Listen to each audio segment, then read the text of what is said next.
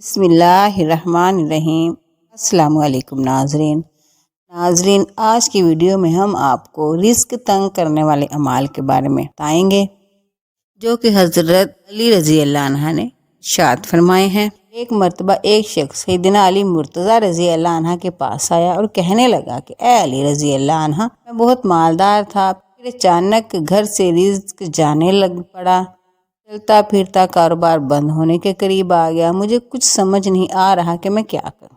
جس کام میں ہاتھ ڈالتا ہوں وہ بند ہو جاتا ہے، اگر سونے کو بھی ہاتھ ڈالتا ہوں تو وہ بھی مٹی بن جاتا ہے۔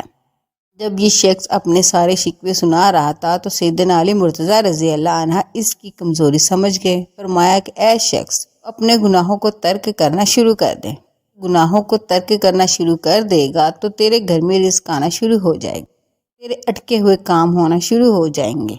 شخص کہنے لگا کہ آپ مجھے اشارہ دیجئے، میں کیسے گناہوں کو چھوڑ دوں؟ تو حضرت علی رضی اللہ عنہ فرمانے لگے کہ اگر تو نماز نہیں پڑھتا تو نماز پڑھنا شروع کر، اگر تو شراب پیتا ہے تو شراب چھوڑ دے، جو برائی تو جان بوجھ کر کرتا ہے وہ برائی تو چھوڑ دے، اگر جانے انجانے میں تجھ سے کوئی گناہ سرزد ہو جائے تو رات کو سونے سے قبل اللہ تعالیٰ سے اپنے گناہوں کی معافی مانگ لیا کر، انشاءاللہ یہ کام تو کرے گا، تیرے اٹکے ہوئے کام بھی ہونا شروع ہو جائیں گے۔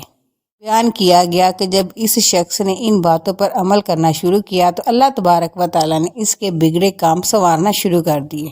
اللہ پاک اس واقعے سے سبق حاصل کر کے عمل کی توفیق عطا فرمائے۔ آمین ثم آمین۔